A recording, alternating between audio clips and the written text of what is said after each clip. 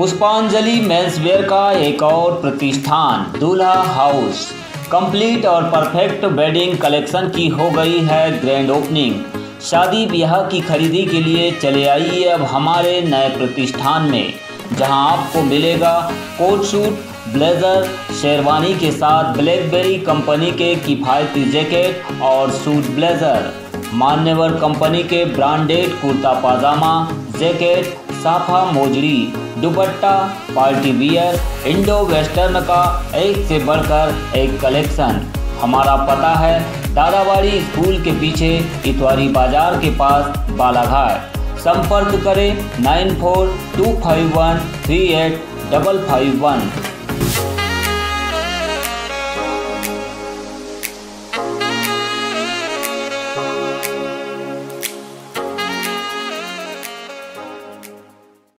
बीस मार्च को लोकतंत्र के सम्मान में कांग्रेस निकालेगी तिरंगा रैली। कार्यक्रम को लेकर कांग्रेस की स्टार प्रचारक साधना भारती और जिला अध्यक्ष ने की पत्रकारों से चर्चा। महंगाई और किसानों के मुद्दे पर भाजपा को बेनकाब करने पूर्व विधायक मधु भगत ने निकाली किसान सम्मान यात्रा। कोसमी नवेगांव होते हुए हट्टा पहुंचकर सभा को किया संबोधित।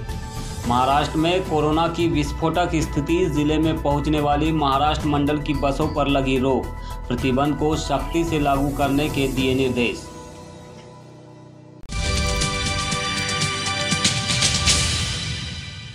अपने बेबाक बयानों के लिए मशहूर कांग्रेस की राष्ट्रीय स्टार प्रचारक साधना भारती ने शुक्रवार को जिला कांग्रेस कमेटी कार्यालय में आयोजित पत्रकार वार्ता को संबोधित किया। उन्होंने बालाघाट में ओवरब्रिज बनने से पहले ही भाजपा के द्वारा मनाए जा रहे जश्न पर कहा कि अभी ब्रिज बना नहीं है। जब भूमि पूजन हो जाए, फीता कट जाए और लोकार्पण हो जाए, उसके बाद जश्न मनाए।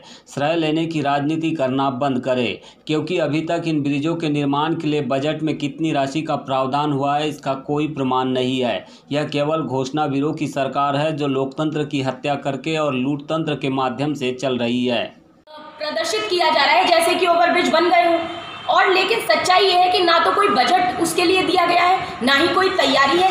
तो ये सिर्फ घोषणावीरों की सरकार यहाँ पर चल रही है। और ये जो सरकार वर्तमान में है वो लोकतंत्र की हत्या करके बनाई गई सरकार है।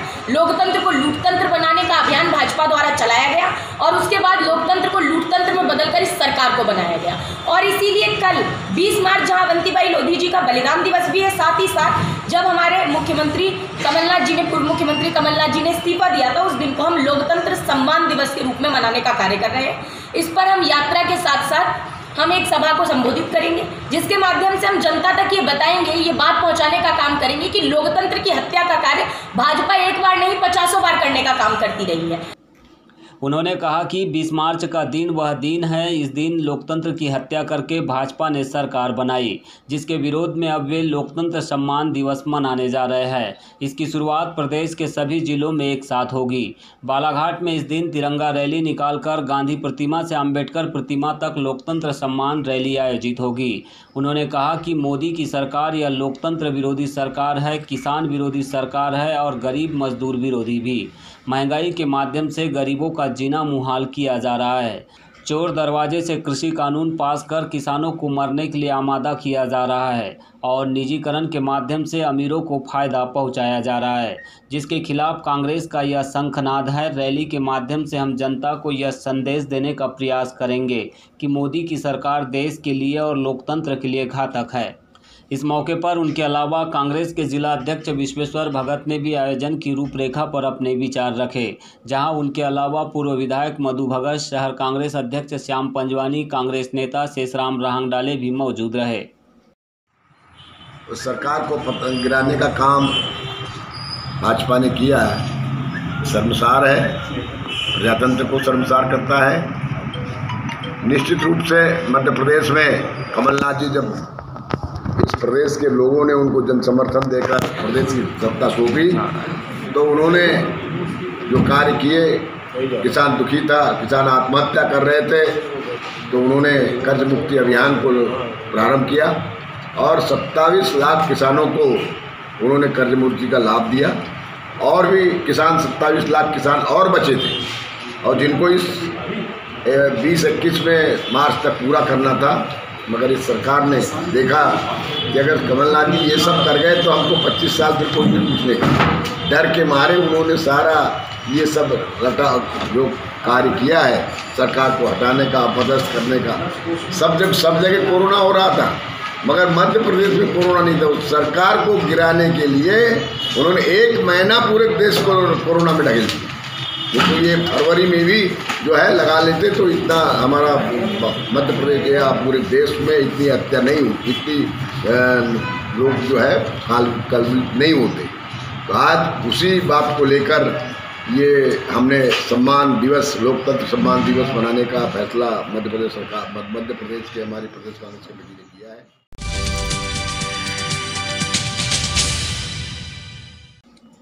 केंद्र सरकार के कृषि विरोधी कानूनों के खिलाफ कांग्रेस के द्वारा लगातार गांव-गांव में किसान यात्राएं निकालकर इन बिलों के नुकसान को बताया जा रहा है। साथ ही मध्य प्रदेश की शिवराज सरकार के द्वारा धनबल और लोकतंत्र का दमन कर बनाई गई सरकार के कारनामों पर जनता से संवाद किया जा रहा है।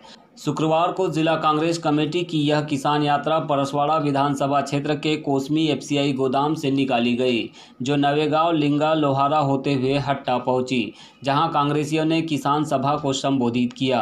पूर्व विधायक मधु भगत ने कहा कि हमारी यात्रा का उद्देश्य महंगाई से परेशान जनता को आगाह करना है कि कैसे 400 रुपये का सिलेंडर आज 900 रुपये में मिल रहा है और कैसे किसानों के उपज पर एमएसपी निर्धारण नहीं हो रहा है। इसी तरह किसान कांग्रेस के पदाधिकारी अंशु अवस्थी ने भी किसान सम्मान यात्रा को संबोधित किया। मधु भगत ने बताया कि विगत 6 मार्च से लगातार किसान यात्राएं निकाली जा रही है। जिस तरह से मोदी और शिवराज सरकार के शासन में महंगाई बढ़ रही है, इससे आम जनता परेशान है। इसे लेकर भी वे लगातार यात्रा के माध्यम से जनता से सीधा संवाद कर रहे हैं। उस उद्योगपति के गोडाउन में जाने वाला इस काले कानून के चलते, और आपकी एमएसपी उसका कोई डिसीजन नहीं है। मैं एक उदाहरण दे दूंगा, वो बहुत जरूरी है आपके लिए, आप समझिए। अगर उदाहरण से समझ में आए तो आप समझ लेना, वरना कमल का फूल आपके लिए सबसे बड़ी जिंदगी भर किसानों की भूल हो जाएगी। और आने वाले समय में कैसा करना है वो आप लोग निर्णय लेना। पेट्रोल के रेट बढ़े, हाँ या ना? बढ़े कि घटे? बहुत अच्छे से अभी विकास हजारे जी ने आपको बैरल और उसके डॉलर के रेट बताए, कितने बैरल का कैसे डॉलर से कितना रुपए कांग्रेस में था और कैसा हुआ। हमारे बाबा ने, उदय बाबा ने आपको बहुत अच्छे से समझाया। हमारे यहाँ पे सभी किसान भाइयों ने अपनी अपनी बात बहुत अच्छे से रखी, चाहे सुखदेव मुनि को त्राय जी हो, चाहे वो हमारा शेष राम डाले हो, गुरु भाई, सब लोगों ने बात की। छोटी बहन हमारी डाली कावरे हो, ये सब बोलना चाहते हैं, बताना चाहते हैं कि आपके साथ क्या अन्याय हो रहा है, क्या गलत हो रहा है। लेकिन मैं आपको दूध का दूध और पानी का पानी बताता हूं कि आप लोग कैसे ठग रहे हो और कैसे ठगे जाओगे। वो ऐसे कि जब पेट्रोल का रेट अंतरराष्ट्रीय बाजार में बढ़ गया, तो अंतरराष्ट्रीय बाजार में पेट्रोल का रेट बढ़ाने के लिए जिम्मेदार शासन होता है कि प्रशासन? ये बताएं मुझे। शासन होता है, जो प्रधानमंत्री होता है। गलत तो नहीं है, प्रधानमंत्री होता है। तो शासन ने अंतरराष्ट्रीय बाजार में पेट्रोल हमारा दे दिया कि जैसे जैसे वहां के रेट होंगे वैसे वैसे रेट ऊपर जाएंगे। शासन में किसने बैठाया आपको? शासन में किसने बैठाया प्रधानमंत्री जी आपको? ये वही लोग हैं, ये वही जनता है जिन्होंने आपको शासन में बैठाया। और आज आप हमको ये कह रहे हो, आपके पेट्रोलियम मंत्री, कि ये हमारे बस में नहीं है। जिस रेट पे अंतरराष्ट्रीय बाजार में बिकेगा या उसका रेट होगा, उस रेट के ऊपर हम पेट्रोल और डीजल आपको देंगे और आपको खरीदना पड़ेगा। उसके ऊपर हमारा सेस टैक्स जो लगा है वो नहीं घटेगा। तो ये तो गुंडागर्दी हुई ना आपके ऊपर। और आपके हाथ में कुछ है भी नहीं कि सरकार के हाथ में कुछ नहीं रह गया है कि वो रेट गिराए। हो सकता है 125, 150, 200 रुपए हो जाए।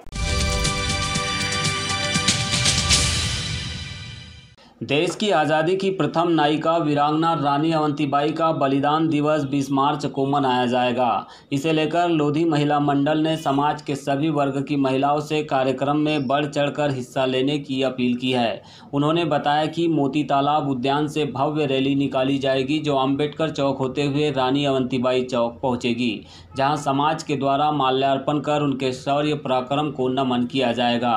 इस मौके पर लोधी महासभा की नगर अध्यक्ष गौरी लिल्हारे, युवा महिला नेत्री रचना लिल्हारे सहित अन्य लोग मौजूद रहे। कार्यक्रम में वेब सीरीज अभिनेता महेंद्र सिंह लोधी, फिल्म की नायिका ओस राजपूत और रूपल जैन भी प्रमुख रूप से शामिल हो रहे हैं, जिनका 19 मार्च को बालाघाट आगमन हो चुका है।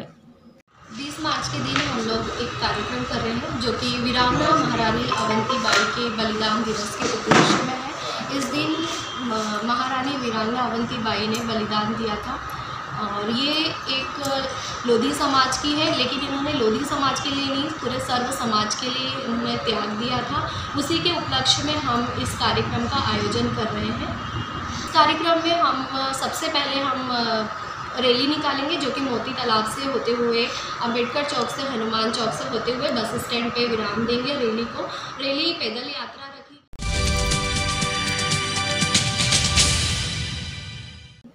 20 मार्च से मध्य प्रदेश में महाराष्ट्र से आने जाने वाली यात्री बसों पर प्रतिबंध रहेगा। निजी वाहनों के आवागमन पर फिलहाल रोक नहीं है। यह निर्णय मुख्यमंत्री शिवराज सिंह चौहान ने गुरुवार देर शाम मंत्रालय में हुई कोरोना की समीक्षा बैठक में लिया। मुख्यमंत्री ने कहा कि मध्य प्रदेश में कोरोना की दूसरी लहर ज़्यादा खतरनाक मानी जा रही है। महाराष्ट्र में कोरोना की विस्फोटक स्थिति है, जिसके कारण मध्य प्रदेश के हालात बिगड़े हैं। ऐसे में यात्री बसों के आवागमन पर रोक लगाई जा रही है। उन्होंने महाराष्ट्र की सीमा से लगे जिलों के प्रशासन को इस प्रतिबंध को सख्ती से लागू करने के निर्देश दिए हैं।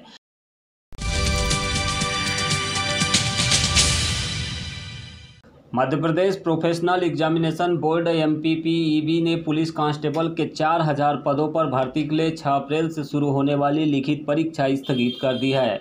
इस संबंध में PEB ने वेबसाइट पर परीक्षा स्थगित करने की जानकारी अपलोड कर दी है। वेबसाइट पर लिखा है कि प्रदेश में तेजी से फैलते कोरोना संक्रमण के चलते यह फैसला लिया गया। इस भर्ती के लिए करीब 10 लाख अभ्यर्थियों ने आवेदन किया है। परीक्षा ऐसे समय पर टाली गई है जब परीक्षार्थियों को एडमिट कार्ड का इंतजार था। MPPEB ने वेबसाइट पर नोटिस जारी कर कहा है कि परीक्षा की नई तिथि के बारे में जल्द ही सूचना दी जाएगी।